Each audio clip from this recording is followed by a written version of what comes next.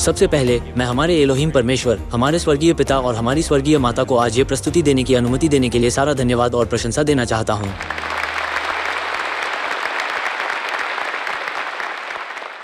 ये सृष्टि है, ये हमारे चारों ओर है और सृष्टि के अंदर जीवन है। जब हम जीवन को देखते हैं तो हम देख सकते हैं कि एक सृष्टिकर्ता है, वास्तव में सारी सृष्टि का एक निर्माता है। लेकिन आज ये सामान्य बात है कि लोग अपने सृष्टिकर्ता का इनकार करते हैं, भले ही हमारे सृष्टिकर्ता का प्रमाण हमारे चारों ओर है। सभी लोगों, आप क्या देख सकते हैं? सृष्टि के बिना जीवन ऐसा ही होता है और सृष्टिकर्ता के बिना जीवन इस तरह मौजूद होता। इसलिए आज सृष्टि के माध्यम से आइए हम हमारे सृष्टिकर्ता परमेश्वर, हमारे एलोहिम परमेश्वर के अस्तित्व को महसूस करें। प्रस्तुति है एलोहिम परमेश्वर, सृष्टिकर्ता की अनूठी विशेषता। सभी रचनाकारों की एक अनूठी विशेषता होती है। उनकी अनूठी विशेषता उनका स्टाइल, उनका पैटर्न होती है और ये दिखाती है कि उनकी इच्छा से उन्होंने अपनी सृष्टि के अंदर क्या रखा है।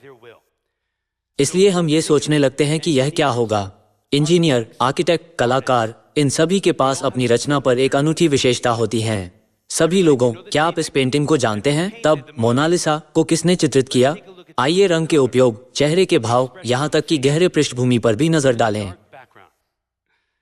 यदि आप इस पर ध्यान दें तो आप महसूस करेंगे कि दा विंची का एक स्टाइल है। दा विंची की रचना के अंदर एक पैटर्न है।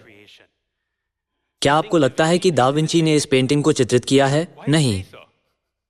आप ऐसा क्यों कह रहे हैं? पैटर्न बिल्कुल अलग है, स्टाइल अलग है। पाब्लो पिकासो का स्टाइल अमूर्त है। इसका मतलब है कि वो वास्तविकता से संबंधित नहीं है। वह चाहता है कि पेंटिंग भावनाएं जगाए। हम ये समझ सकते हैं कि पिकासो का पैटर्न दा विंची से बिल्कुल अलग है। इस पेंटिंग को स्टारी नाइट कहा जाता है। जब आप पैटर्न को देखते हैं तो क्या आपको लगता है कि ये दा विंची या पिकासो की है? नहीं, क्योंकि यह अलग है तो हम महसूस कर सकते हैं कि इसका निर्माता अलग होना चाहिए। मुझे लगता है कि मैंने किसी से सुना, इसका चित्रकार विंसेंट वैन गॉग हैं। जब आप पैटर्न को देखते हैं तो आप महसूस करते हैं कि वैन गॉग बहुत सारे रंगों का उपयोग करता है। उसने पूरी पेंटिंग में घुमावदार आकृतियां बनाई हैं। ऐसा लगता है कि हवा का एक झोंका इसके आर पार चला गया हो। वो कैनवास पर बहुत सारे रंग भरने के लिए जाना जाता है। यह ऐसा है जैसे उसने पेंट की ट्यूब ली और उसे कैनवास पर फैला दिया। सभी लोगों, आपको क्या लगता है कि इस पेंटिंग का निर्माता कौन है? पिकासो। हम तुरंत बहुत स्पष्ट रूप से समझ सकते हैं। वास्तव में जब आप पैटर्न को देखते हैं तो आप स्पष्ट रूप से पता कर सकते हैं कि निर्माता कौन है। क्या आप इस अगली पेंटिंग को देखेंगे? आप क्या कहते हैं कि इसका निर्माता कौन है? जी, हम कहेंगे वान गॉग। अब उन्मूलन की प्रक्रिया से बाहर, मुझे लगता है कि हम सभी को यह अंतिम उत्तर सही करना चाहिए, लेकिन तर्क के लिए आइए अंतिम पेंटिंग देखें। इसे किसने चित्रित किया?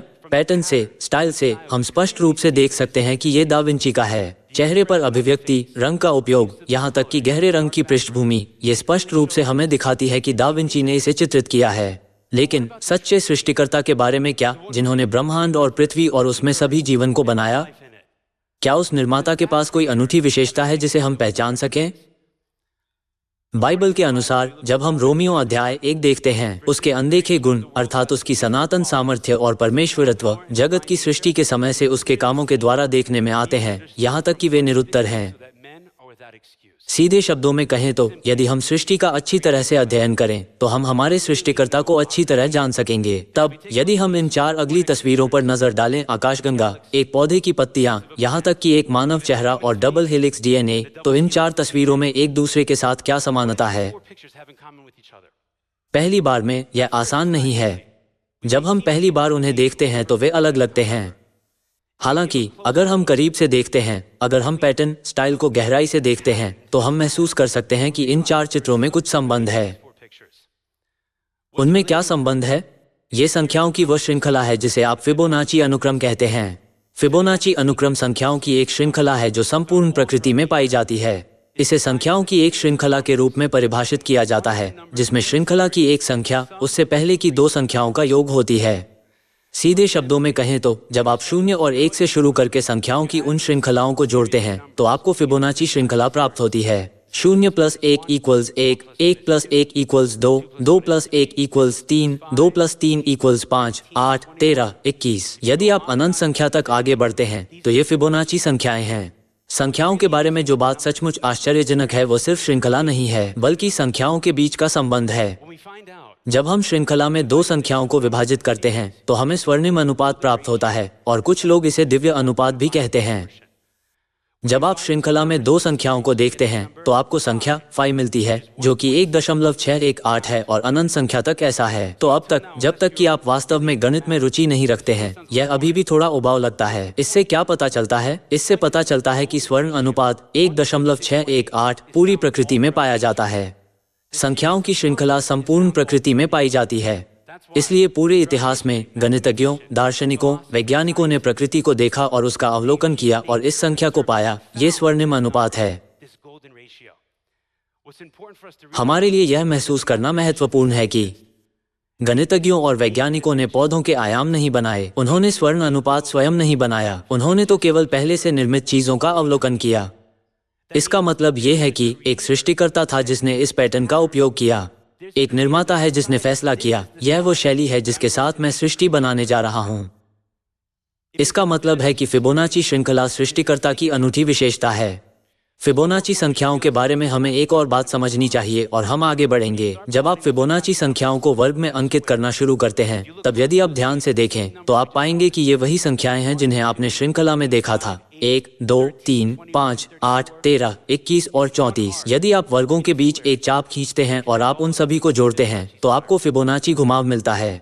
ये फिबोनाची श्रृंखला है, ये स्वर्ण अनुपात है और यह फिबोनाची घुमाव है जो हमारे निर्माता की अनूठी विशेषता है। तो फिर हम ये पैटर्न कहाँ पा सकते हैं? सृष्टिकर्ता की यह शैली हमें कहाँ मिल सकती है? मानव शरीर को ही देखें तो हमारा शरीर ही हमारे सृष्टिकर्ता का चिन्ह और अनूठी विशेषता है। यदि आप किसी व्यक्ति के धड़ को उसकी ऊंचाई से विभाजित करें तो हमें 1.618 प्राप्त होगा और यह अपरिमेय संख्या के बहुत करीब है। आपकी उंगली में 3 अंक स्वर्णिम अनुपात 5 हैं। यदि आप अपने हाथ का संबंध अपनी बांह से लें तो हमें स्वर्णिम अनुपात प्राप्त होता है और यहाँ तक कि बांह की तुलना में पूरी भुजा भी इस दिव्य अनुपात स्वर्णिम अनुपात में होती है। वास्तव में जाने अनजाने हम मानव सौंदर्य का आकलन इसी अनुपात के अनुसार करते हैं। जब किसी मानव का चेहरा स्वर्णिम अनुपात के आयामों में होता है तो हम कहते हैं कि वो एक मॉडल की तरह आकर्षक है। जब हमारा चेहरा कुछ हद तक अनुपातहीन हो जाता है, हमारी आंखें एक दूसरे के बहुत पास होती है, हमारे होंठ चेहरे पर बहुत ऊपर होते हैं, तो हम कहते हैं कि वो व्यक्ति उतना आकर्षक नहीं है। तो आप में से कुछ लोग मेरी तरह इस समय उदास हो सकते हैं, लेकिन आप हिम्मत रख सकते हैं। आपके बारे में कुछ ऐसा है जो खूबसूरती से स्वर्णिम अनुपात में समाया हुआ है, वह आपका डीएनए है। हम सभी के अंदर डीएनए में फिबोनाची अनुक्रम होता है जो डीएनए के प्रत्येक खंड के अनुसार 21 एंगस्ट्रॉम चौड़ा और 34 एंगस्ट्रॉम लंबा होता है। इसलिए यदि आप अपने चेहरे को लेकर चिंतित हैं तो कम से कम आप ये जान सकते हैं कि आपका डीएनए बहुत सुंदर है। तब क्या ये केवल मानव शरीर है? पूरी प्रकृति में हम इस श्रृंखला को खोजना जारी रख सकते हैं। यहाँ एक पाइन कोन के बीच के टुकड़े हैं। पाइन कोन के बीच के टुकड़े क्लॉकवाइज 8 स्पाइरल और काउंटर क्लॉकवाइज 13 स्पाइरल क्यों बढ़ते हैं? सबसे प्रसिद्ध उदाहरणों में से एक सूरजमुखी है। यदि आप सूरजमुखी के बीज को अधिक ध्यान से देखें तो आप पाएंगे कि बीज के चारों ओर स्पाइरल आकृतियां बनी हुई हैं, और यदि आप समय लेकर स्पाइरल को गिने तो वे 21, 34 और 55 होंगे। और आश्चर्यजनक रूप से बहुत बड़े सूरजमुखी के पौधों में भी बीजों की अगली कतार 89 पंक्तियों में उगती है, जो कि फिबोनाची संख्याओं का अनुक्रम है। जीव विज्ञान की दृष्टि से ये पता चला है कि दिव्य अनुपात अर्थात स्वर्ण अनुपात के अनुसार इस प्रकार उगाने से सूरजमुखी के अंदर उगने वाले बीजों की मात्रा अधिकतम हो जाती है। दूसरे शब्दों में, यदि आप इसे किसी अन्य तरीके से उगाते हैं तो इसमें चारों ओर बीज के खाली स्थान होंगे, लेकिन चूंकि ये दिव्य अनुपात है इसलिए इसमें एक भी खाली स्थान नहीं है। सृष्टिकर्ता द्वारा बनाए गए तरीके से बढ़ने से इस पौधे का उत्पादन अधिकतम होता है। अनानास अलग नहीं है। इसके अलावा हम पाते हैं कि बहुत सारे पौधे दिव्य संख्या, दिव्य अनुपात, फिबोनाची अनुक्रम के अनुसार भी विकसित होते हैं। वे ऐसा इसलिए करते हैं क्योंकि इससे पानी और सूर्य की रोशनी का अधिकतम उपयोग हो सके। इस तरह से बढ़ने से जीवन खिल उठता है। फिर यदि हम केवल पौधों को ही नहीं बल्कि व्यापक दृष्टिकोण से देखें तो तूफान का चक्र, ये प्राकृतिक आपदा, फिबोनाची के चक्र में क्यों है? यदि हम अपने मन को और अधिक विस्तृत करें तो शनि ग्रह के छल्ले अंतरिक्ष की धूल और चट्टानें हैं जो ग्रह के चारों ओर तैरती हैं। लेकिन अविश्वसनीय रूप से यह अंतरिक्ष, धूल और चट्टानें बिल्कुल उसी क्रम में, उसी दिव्य अनुपात में हैं। और आइए हम अपने दृष्टिकोण को इससे भी व्यापक करें। अभी ब्रह्मांड में आकाशगंगा का जो चक्कर चल रहा है वह भी फिबोनाची अनुक्रम में क्यों है? किसने ये डिजाइन किया कि आकाशगंगा उसी तरह घूमती है जैसे तूफान घूमता है, और यह अनुपात आपके शरीर और प्रकृति में, इस पृथ्वी के पेड़ पौधों में भी पाया जाता है? हमें इस पर विचार करना शुरू करना चाहिए कि यह कहां से आता है। आश्चर्यजनक रूप से मनुष्य पहले से ही स्वर्णिम अनुपात से युक्त हैं, क्योंकि हम इस सृष्टि का हिस्सा हैं। चूंकि सृष्टिकर्ता ने ये क्रम हमारे अंदर रखा है और हम इसका हिस्सा हैं, इसलिए हम स्वर्णिम अनुपात की ओर अधिक आकर्षित हुए बिना नहीं रह सकते। इसलिए यदि हम स्क्रीन पर अभी जो लोगो लगे हैं उन्हें देखें तो हम पाएंगे कि प्रमुख कंपनियां अपने लोगों को स्वर्णिम अनुपात के अंदर रखती हैं, ताकि जब हम उन्हें देखें तो वे हमारी आंखों के लिए अधिक आकर्षक हों। नेशनल ज्योग्राफिक, टोयोटा सिंबल और पेप्सी शकल। जब हम उनका विश्लेषण करना शुरू करते हैं तो कला डिजाइनर उन्हें इस अनुपात में रख देते हैं ताकि जब हम उन्हें देखें तो ये सबसे आकर्षक और सबसे आरामदायक हो। तब ये सवाल आता है, सारी सृष्टि में से हम इस पैटर्न की ओर क्यों आकर्षित होते हैं? इसका उत्तर देने के लिए हमें यह विचार करना चाहिए कि आकाशगंगा, तूफान और डीएनए पर किसका प्रभुत्व है। वो कौन है जिसके पास इन सब चीजों पर अधिकार है? क्या आप कृपया एक ऐसे व्यक्ति का नाम बता सकते हैं जिसे आकाशगंगा के डिजाइन और डबल हेलिक्स के अनुपात पर अधिकार है? क्या कोई वैज्ञानिक है जो ऐसा कर सकता है? मेरा मतलब सवाल पूछते रहना नहीं है, लेकिन यह महत्वपूर्ण है कि हम वास्तव में इसे समझें। इन चीजों पर अधिकार रखने वाले केवल हमारे परमेश्वर है। कोई भी मनुष्य नहीं है जिसके पास इन चीजों पर अधिकार है। सहज रूप से सभी लोगों को यह समझ लेना चाहिए कि वह एकमात्र कौन है जिसके पास आकाशगंगा और हमारे शरीर के अंदर मौजूद डबल हेलिक्स पर नियंत्रण है। दूसरा इतिहास अध्याय 6 आयत 18। स्वर्ग में वरन सबसे ऊंचे स्वर्ग में भी तू नहीं समाता। जैसा कि अभी उल्लेख किया गया है, सहज रूप से ये केवल परमेश्वर ही है जो इन सभी चीजों को कर सकते हैं। वही एकमात्र है जिसका इस पर प्रभुत्व और अधिकार है। इसलिए जब हम सृष्टि को देखते हैं और हम उसके पैटर्न और स्टाइल को समझना शुरू करते हैं तो हमें परमेश्वर द्वारा बनाए गए शब्दों को देखने की आवश्यकता नहीं होती है। सभी लोगों, क्या आपको ये जानने के लिए कि यह पिकासो था, विपिंग वुमन के अंत में पिकासो का नाम देखने की जरूरत थी? आपने पैटर्न देखा और आपको तुरंत एहसास हुआ। आपको मोनालिसा पर दा विंची का नाम देखने की आवश्यकता नहीं थी। उस स्टाइल, उस पैटर्न से आपको तुरंत पता चल गया। और ठीक उसी तरह जब हम सृष्टि को देखते हैं तो नीचे की ओर हमें परमेश्वर द्वारा निर्मित या डबल हेलिक्स के नीचे अंकित स्वर्ग के परमेश्वर द्वारा निर्मित देखने की आवश्यकता नहीं है। यदि आप सुनने के लिए तैयार हैं तो हमें यह देखने की आवश्यकता नहीं है कि सृष्टि स्वयं हमसे चिल्लाकर कह रही है, मानो हमसे बात कर रही हो। भजन संहिता अध्याय 19 आयत 1 से 4 में ये कहता है, आकाश परमेश्वर की महिमा का वर्णन कर रहा है और आकाशमंडल उसकी हस्तकला को प्रकट कर रहा है। न तो कोई बोली है और न कोई भाषा जहां उनका शब्द सुनाई नहीं देता है। उनका स्वर सारी पृथ्वी पर गूंज गया है और उनके वचन जगत की छोर तक पहुंच गए हैं। सृष्टि को वास्तव में ये कहने की आवश्यकता नहीं है, केवल इसका अस्तित्व ही हमसे चिल्ला कर कह रहा है। जो लोग सुन रहे हैं वे स्पष्ट रूप से जान सकते हैं कि सृष्टिकर्ता कौन है। प्रकाशित वाक्य अध्याय 4 आयत 11 में हमें परिचित होना चाहिए, क्योंकि हमने आज इस आयत को काफी बार देखा है। ये कहती है, हे हमारे प्रभु और परमेश्वर, तू ही महिमा और आदर और सामर्थ्य के योग्य है, क्योंकि तू ही ने सब वस्तुएं सृजी और वे तेरी ही इच्छा से थी और सृजी गईं। हमारे परमेश्वर निश्चय ही योग्य है। लेकिन इस आयत के माध्यम से हमें फिर से याद दिलाया जा सकता है कि हमारे परमेश्वर क्यों योग्य हैं, क्योंकि हमारे परमेश्वर ने सब कुछ बनाया है। और हमारे परमेश्वर ने क्या किया? हमारे परमेश्वर ने हर चीज के अंदर अपनी इच्छा डाल दी है।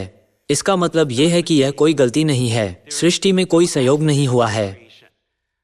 मुझे नहीं पता कि आपने पहले कला का कितना अनुसरण किया है, लेकिन वास्तव में पाब्लो पिकासो एक शानदार कलाकार था जो यथार्थवाद को बहुत अच्छी तरह से चित्रित कर सकता था। ऐसा इसलिए नहीं था कि उसे असमान वस्तुएं बनानी थी, इसलिए उसने अमूर्त चित्र बनाया। वह चाहता था कि उसके दर्शक वह न देखे जो उनकी आंखें हमेशा देखती हैं। आप हमेशा किसी को वास्तविक जीवन में देख सकते हैं। मैं एक ऐसी पेंटिंग बनाना चाहता हूँ जो भावनाओं को प्रेरित करे।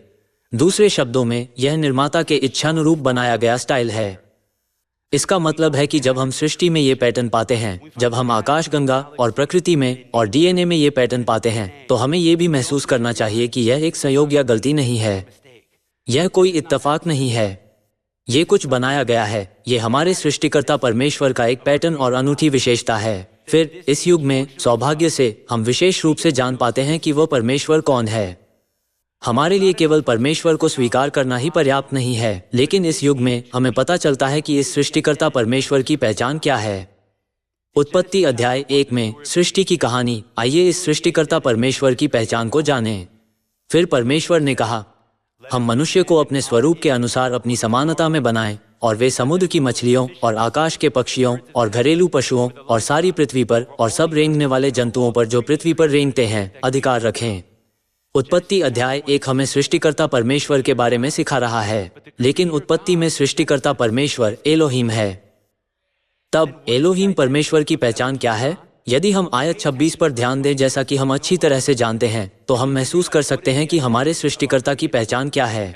एलोहिम ने कहा, हम मनुष्य को अपने स्वरूप के अनुसार अपनी समानता में बनाएं। इसका मतलब यह है कि क्या सृष्टिकर्ता परमेश्वर अकेले थे? ऐसा कभी नहीं था। सृष्टिकर्ता परमेश्वर कभी भी अकेले नहीं थे, क्योंकि सृष्टिकर्ता एलोहिम परमेश्वर ने कहा, हम मनुष्य को अपने स्वरूप और अपनी समानता में बनाएं। तब एलोहिम परमेश्वर का बहुवचन स्वरूप क्या है? अगली आयत। तब परमेश्वर ने मनुष्य को अपने स्वरूप के अनुसार उत्पन्न किया, अपने ही स्वरूप के अनुसार परमेश्वर ने उसको उत्पन्न किया, नर और नारी करके उसने मनुष्यों की सृष्टि की। पहले कौन आया, मानव जाति या एलोहिम परमेश्वर?